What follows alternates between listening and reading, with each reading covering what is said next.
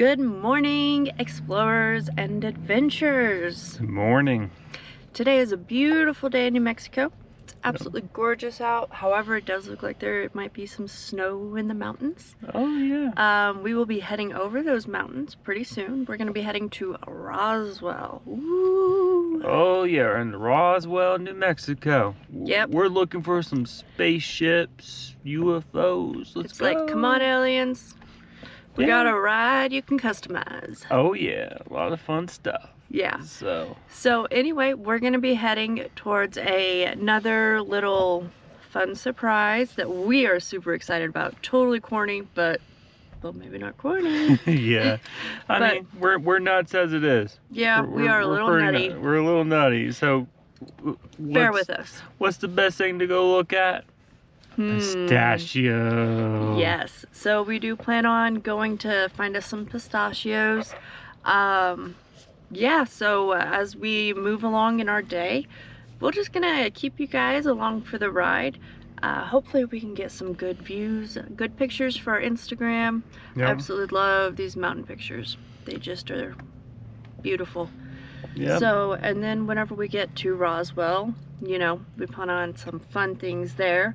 I think we're playing a video game tonight. Oh yeah, we got a game to play. Yeah. It'll probably be separate from this particular video. We will see. We're just gonna see how long the video gets before we add a game. Yeah, we realized our first video was just a wee bit long, so we want to make sure, you know, we don't bore you guys for too long. And please understand, as you watch these videos, we're aiming to get better and better, and we're aiming to definitely listen to the comments. Yep, the responses we get on everything. And that's the thing, is that first video, guys, I designed that thing in a parking lot at a truck stop with very limited power and internet, so I was kind of in a hurry.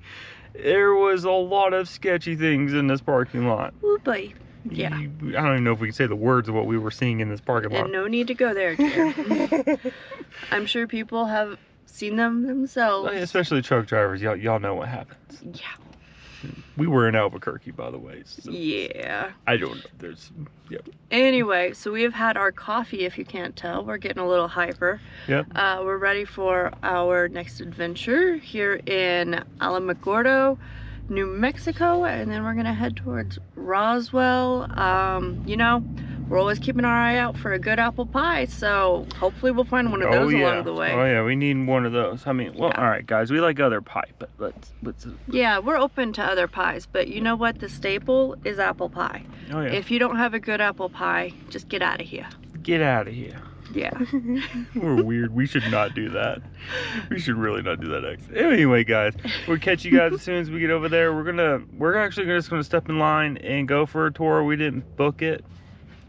It's a surprise. No, guys, come on now. We're gonna go look at some really cool stuff going on. We are. All right. Yeah. We'll see you guys in a little bit. Bye. Hi. What's up, guys? We made it. So we're at the Pistachio Land. Yes. It's really cool. We're really excited. We're hoping to do the tour. We'll find out for sure. I know that there is a wait. We are at the world's largest pistachio, which here it is. Da, da, da, da. No, all right, you guys check it out. I can't see it. You can't see it. Open it from here. Yes. So we made it. We're excited. We've been waiting, what, 2 days now for this? Yeah. I mean, it's McGinn's Pistachio. It's McGinn's Pistachio Land, and they have a winery. We might have said that wrong. I believe the owner is Irish. Yeah, because it does say Irish parking only. So we will see. We don't know if we're going to take you along for the tour. We're going to ask them about it. We don't want to be rude, of course. So as we go along, we'll let you know. Oh yeah. Oh yeah. Let's fill it in. Close it? Yeah, all right, guys. We'll see you in a couple minutes. Hi, we're back. We have our waivers, we have our tickets. Yeah. Yay! Thanks. So we're gonna be doing the pistachio tour. It's about a 25-minute tour, and we are allowed to video, so we'll try to keep you guys up to date as we go, because this is gonna be really cool. Oh yeah, guys, we just want to show you the views. Come on, let's welcome to the back area before we even get started. You don't gotta worry if you want to venture here, guys, and you're pulling one of these RV things, you're good. Yeah. They have parking for that, places around. just know how to drive it. The last thing you want to do is back into the things. Come from experience of driving trucks and trailers. Yeah, I definitely also have to learn to walk a little bit more level with this camera, so, you know, don't get car sick with me. Yeah. Guys, check this out though. Look at this view right here. There's the mountains. Yeah. And then we've got Pistachio Land. Pistachio. There's the big old pistachio. Then you got the mountains, guys. We got some mountains around here. So we have the mountains to that way, and we have mountains to that I way. think that's to the west and that's to the east. It is, but it's that way and that way. It's that way and that way right now? Yeah. So anyway, so far we highly recommend Pistachio Land. So many cool things. Like I could probably spend $1,000 here. The camera's on you. $1,000. Yeah. Yeah. On fun things like pistachios. Take you to Walmart and buy you a bag of pistachios. Oh no. Out of the shell. Anyway, so we're gonna take you all along. We're just gonna have some fun, you know, be the crazy kids that we are. Oh yeah. Alright guys, talk to you in a little bit. We're moving, and if you guys happen to drop something, sunglasses, hat, whatever, please say something to me. I will stop the bus immediately and we'll have this young person go chase down your item. You got better knees than I do, buddy. Alright, do you guys have any questions before we head out? Mm-mm. Alright, well, are you planning on squattling next to us, sir? Let's face out. All right, guys. Alright, you can scoot Tour's about to start. Tour's starting. I was facing the other way.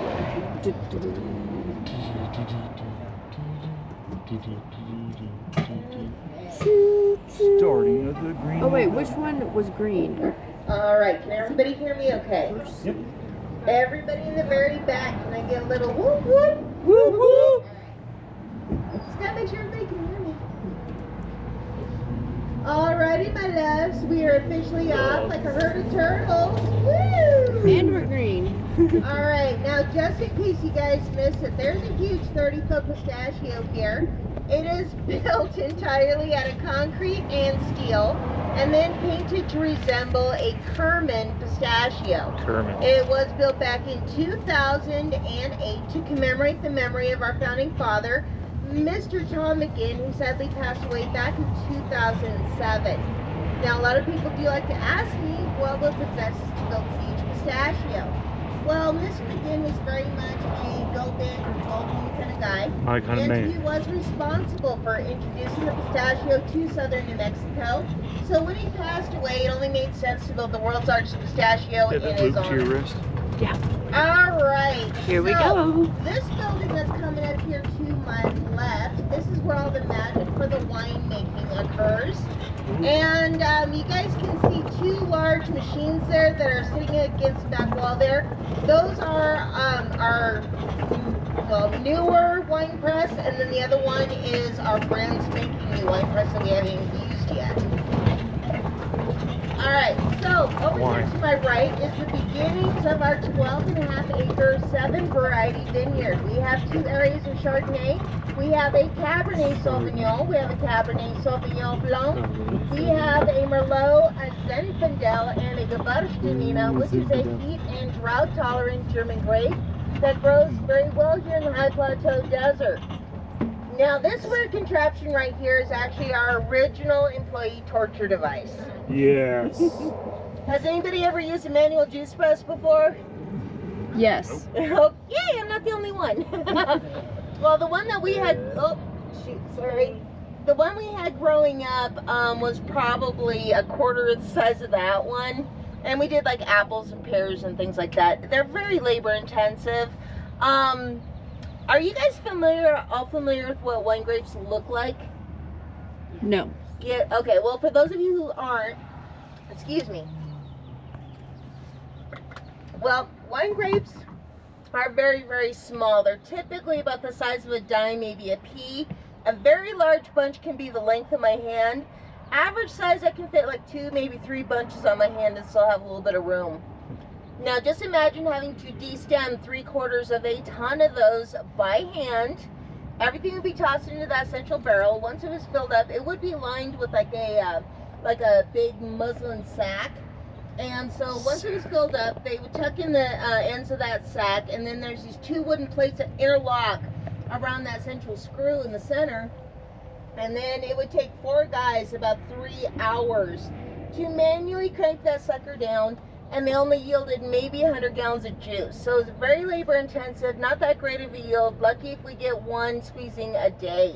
Wow. Now with our newer equipment, we have this wonderful, wonderful machine. We can literally just shovel grapes into it. It will spit the stems out on one side and push the grapes through a tube that gets fed into the hydraulic press.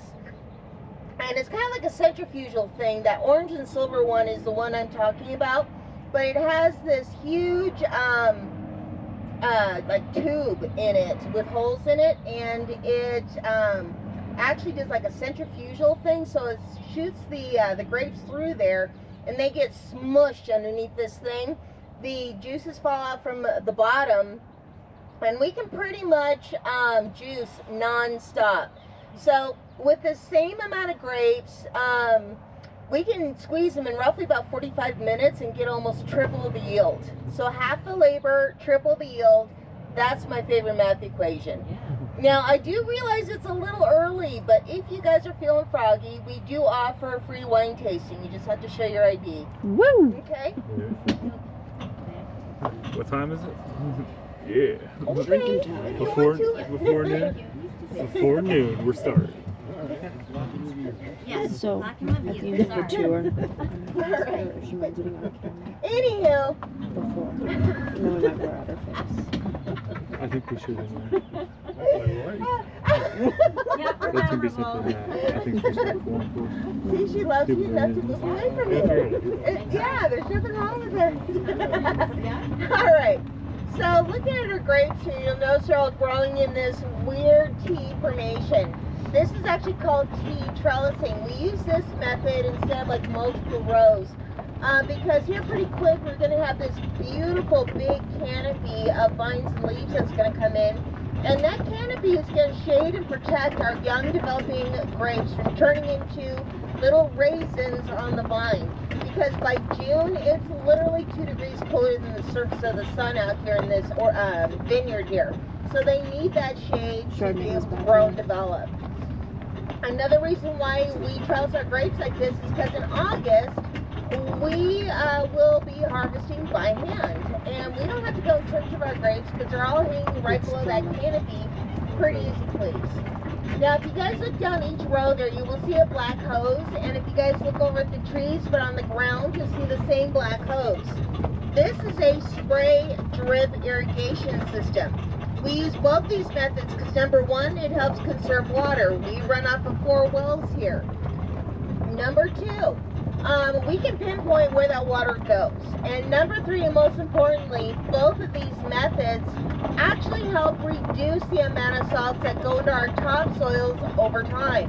Now, how it does that is when we start watering during the growing season, both these methods create a small amount of aerosols. Those aerosols evaporate into the atmosphere instantaneously, taking salt with it.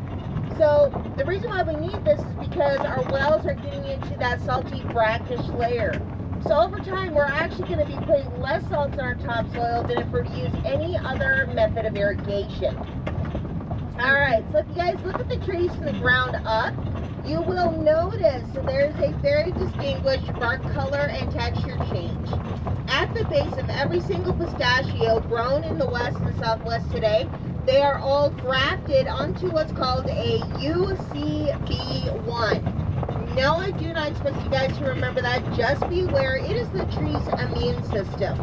Now, all of these trees are believed to have originated in Syria, and they start spreading out to other parts of the world like Egypt, Greece, Turkey, Italy, Iraq, Iran, Afghanistan, Western Asia. You guys get the idea. The trees are not from this continent at all. Do you guys by any chance remember the red pistachios they used to have like in gas stations and stuff like that back in the day? Yes. Yes, some of you? Alright, well if you're interested, I'll tell you the little story as to why they were red after the tour, okay? You guys can hang around for that. Anyway, we used to have to import all of our pistachios from the Middle East all the way up until like mid to early 90s. Well, back in the 50s, Southern California farmers were thinking, hey, maybe we can grow them here. Turns out we have a very interesting little corridor of land here. And it's only in Southern California, Southern Arizona, Southern New Mexico, and a little bit of Texas, where our climate is almost identical to what they have in the Middle East. So here we have the hot, dry summers that these trees like, but we also have the mild winters that are vital for their survival. Now, it wasn't until 1960 when the trees were actually introduced to the U.S. and California. These farmers, they got hundreds of these trees, plopped them in the ground, did everything correct, and watched their trees struggle and die. The farmers couldn't figure out what was going on. So a couple of biologists came out from the University of Berkeley, and they took tree and soil samples, and they quickly figured out that the pistachio is what's considered a specialist. Basically, these trees only do well naturally in their own country or continent of origin, which obviously is not here. And so when the trees were transplanted here, they literally had zero immune system to the naturally occurring microbes, bacteria, nematodes, things like that we have in our soils. Well, the farmers want to keep the trees here. The biologists kind of step up their game a little bit. So a couple of biologists actually scoured the planet looking for hardy species of pistachio. And they ended up actually finding two. They found one in the Israeli plateau, and they found another one in Western Asia. Now, while they're also traveling around, they picked up other species of trees that had desirable qualities, like high pollen producing or high fruit producing. They brought all of these trees back, kept them alive in the lab, and when they got back, they immediately started crossbreeding those first two initial hardy species, and fairly quickly developed the hybrid we now know as UCB1. Now, once they had a viable amount of young UCB1, they for all the grafting experiments, they figured out at the time the best way to graft these trees together was to simply take a young UCB1, they cut it off about a foot from its base, they drilled a little hole in the top, snipped off a little piece of pistachio limb, dipped that limb in egg growth hormone and honey, stuck in the hole, taped it up, fingers and toes crossed. Obviously it worked because now Southern California does produce about 97% of all the pistachios in the U.S., and Arizona and New Mexico make up the other 3%. Okay, so on our farm here, we have male trees like this one, and if you look very closely to the nodes on the branches, you'll see that he is producing little pine cone looking buds. All the males are doing that right now. They started doing that about the beginning of December. And I'll explain more about that here in just a minute. But the males produce all the pollen. Now, all around him are girl trees, and they're the only ones that produce any fruit. So they don't produce any pollen, only produce fruit. Now, you guys are probably wondering why I keep on referring to these trees as fruit trees. All of these trees are, in fact, fruit trees.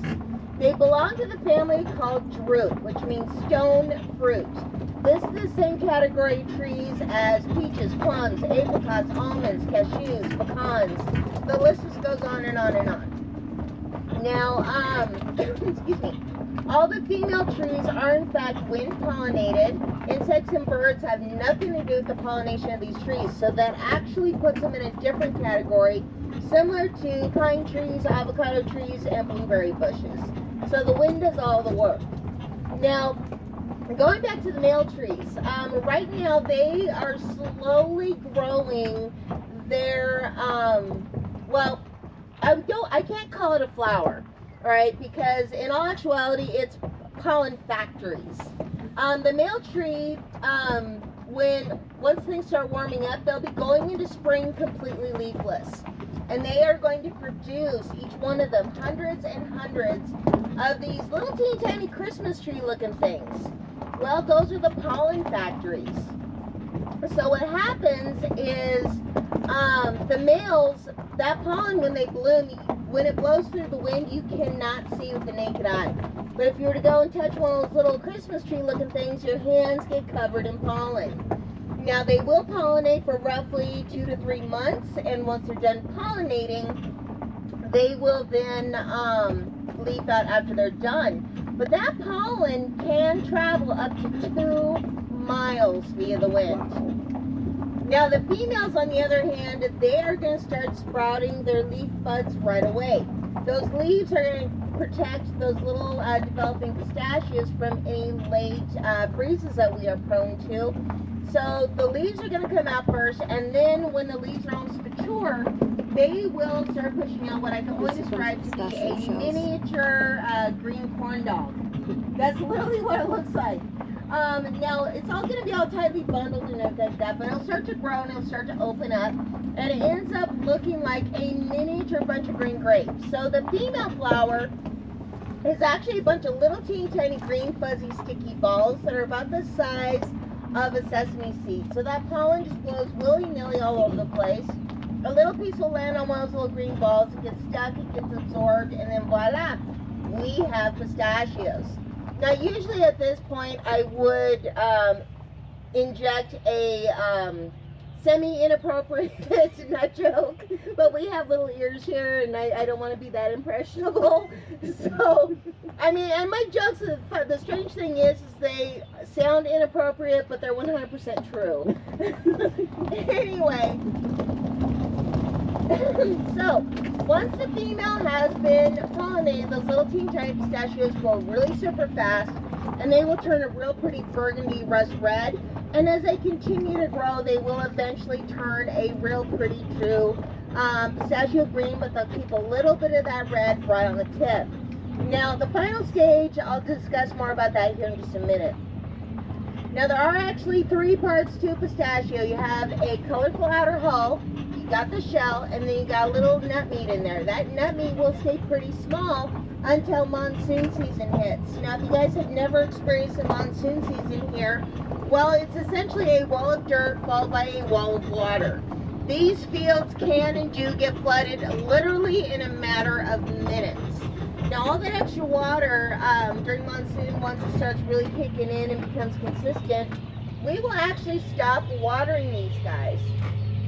These trees during the growing season only get about 50 gallons of water per tree per week over a 12-hour period. And they're good with that.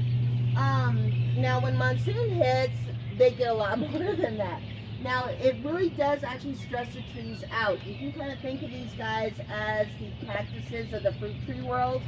So that's why we back off on watering. Unless there's more than like a 2-week gap between big rainstorms, then we'll step in and we'll water these guys.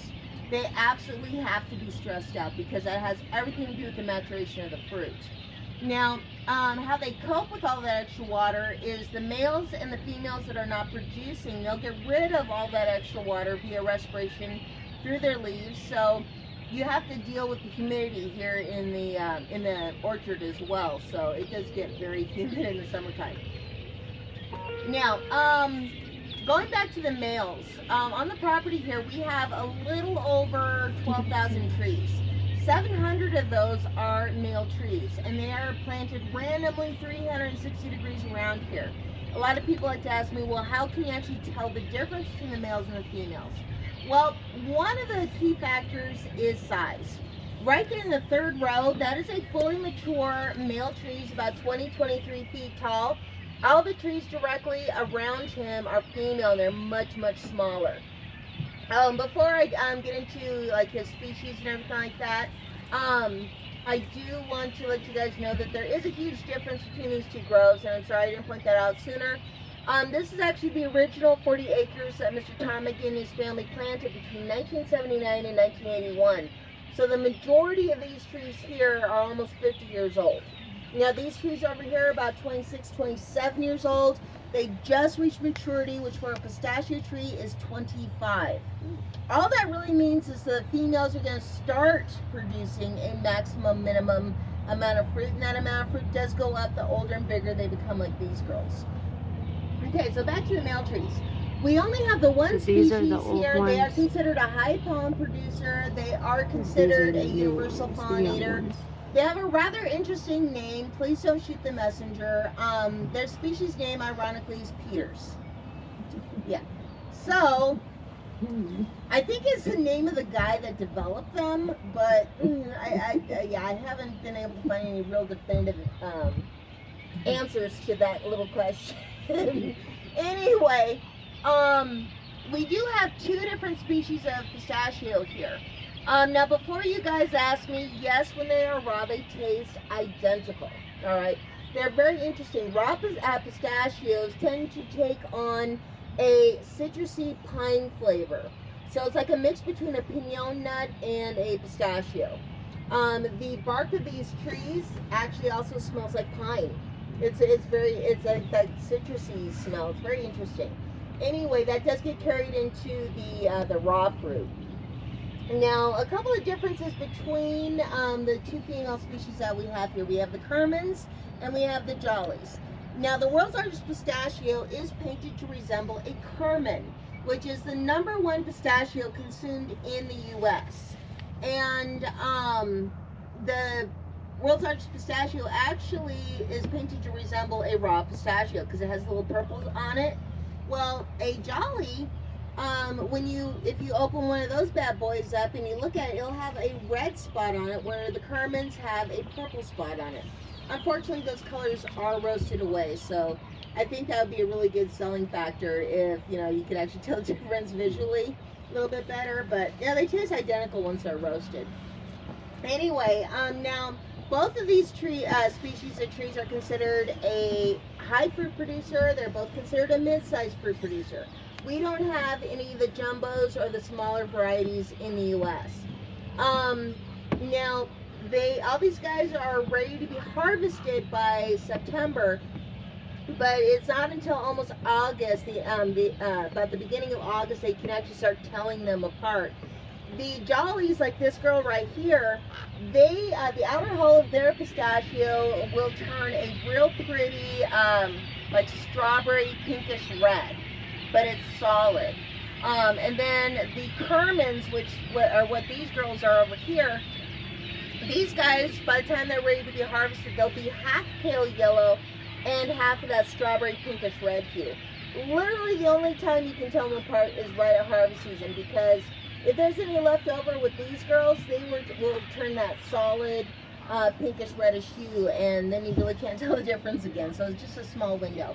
Now, all these girls are cyclic. All that really means is bumper crop season, regular season, not so great season. Last year was a bumper crop season, and these 11,600 plus girls produced around 350 to 400,000 pounds of fruit last year. Now, the year before last was a not so great year, and these trees only produced about 175 to 225 pounds of fruit. So this year, hopefully if everything goes okay, we'll have a nice average year, which for us is around 250 to 300,000 pounds of fruit. All right, do you guys have any questions on any of that? So all the Jollies mixed in here? Oh yeah, they're all mixed up with these guys. The younger trees, like this whole section over here, those are all Jollies, and the last 3 at the very back of the property here, those are also Jollies, and then everything in the middle and to the north end of the store is all Kerman. Did you know the difference in the flavors after roasting? After roasting, no. Now, if you guys are thinking about getting pistachio trees to grow at home, there's a couple things you need to consider. Number 1, they don't like cold climates. Anything north of Socorro, New Mexico, you got a 50% chance of them dying every year, okay, because it's much colder up there. Number 2, these guys do not start producing until they are 8 years old, and they do not produce consistently until they hit about 30, meaning that they will have something on them every year, even if it's just a couple clusters. And these trees are all slow-growing hardwoods, and they can potentially live 300 to 400 years. So the McGinns are on generation number 4, if that makes any difference. So just some things to take into consideration. One question, what makes you need to cut them down? I saw that you had a couple that were cut down. What do they get infected with, or like? Okay, good question. Okay, so when we turn the corner here, and if you look out here, you'll see Band-Aids, aka duct tape. There's black and silver. Yeah. The number one factor to a tree being injured and possibly dying has everything to do with us. All right, because the harvester, it has this, or the shaker, I should say, it has this huge claw on it, and it's like a three-sided claw, and it comes in like this. Well, it's got a foot-thick liner, rubber liner on the inside of it, so as to not injure the tree, because, well, the harvesting is very traumatic. Yeah. Well, sometimes that thing will slip, and it will gouge into the tree and basically ring it. So Okay. what we have to do is we have to, if we see that happening, we try to stop it immediately. We'll back off the tree, and if she had like a big old section of bark removed, we have to slap that bark on her immediately and basically give her a band-aid by taping it on there. Hopefully she recovers. Now it could take her up to 5 years before she produces again. Oh wow. So yeah, it's a big loss. Now, hopefully, after that happens, she will survive the winter. If that does not happen, we give it a year or two just in case she decides to try to revive herself. But if it doesn't happen, we have to cut her off and replant a new, typically 3-year-old. Okay. So yeah, if you see out there, you'll see a lot of little teeny tiny guys. Those who were planted last February, and if they survive the summer or the winter, they'll be 4 years old. Oh, cool. So yeah, they start off absolutely tiny. So does that answer your question? Yeah, Okay? definitely. Okay. That's kind of cool that they can put the bark back on. She actually produced for the first time. Hey, another use last for duct year, tape. After almost 6 years. Yeah. Might be a different taste Yeah. than duct tape. Who likes the pistachios more? Us or all those birds? Well, okay, so There's a the squirrel blackbirds that over you're here. hearing Yeah, right they're hunting the now, squirrel. those guys are migratory. Okay. So they come in and they will kind of like winter here, and they're like our cleanup crew. However, those big, huge Chihuahuan ravens that you see flying around here, those guys by next month they will be gathering up their families, and they'll be going up to the mountains to have a new family, and they will bring said family back with them. So we can have a conspiracy land on the property here of anywhere between, and that's a flock of ravens. They're called conspiracies. Go to northern New Mexico, we have murders of crows. Down here we have conspiracies of ravens. So anyway, those guys will land anywhere. I've seen them land in groups of anywhere from around 50 to up to 200. They'll all land at once. You'll see 2 or 3 perched on top. They're picking the fruit. Everybody on the bottom is eating the fruit, and then they take turns doing that. So everybody has a chance to eat. Those things can eat about 100 pounds of pistachios a day. Oh And wow. it's not just us, it's the neighboring pistachio farm too. So, yeah. Yeah. Oh yeah, they know when those suckers are ripe before we do. Squirrels a problem? Yes and no. We do manage to keep them down to a fairly dull roar. Those are all ground squirrels. Those things, I can't stand those things. I love me some tree squirrels, but ground squirrels I hate because, well, they can get up in between your walls. If you have anything close to the ground, like a crawl space, they will get up underneath your house, go in between your walls, and wreak havoc. We do not take care of those with conventional means. We try to let the farm dogs hunt them, the hawks hunt them, things like that. Occasionally the farm dogs will bring me a present at like 5 o'clock in the morning. Say, look what I brought! Look what I caught! Yeah. Yeah. And no, I'm not a big again, but sometimes I have worked out in the fields, and the dogs are like, hey, look what I brought you. You know, here, feed, am I feeding you? Kind of thing, you know? Like, ew.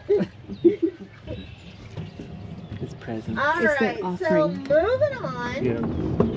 I do want to point out this one little tree. I call this tree Bernice. She's right next to the road there. You see that little Lorax-looking tree? Yeah.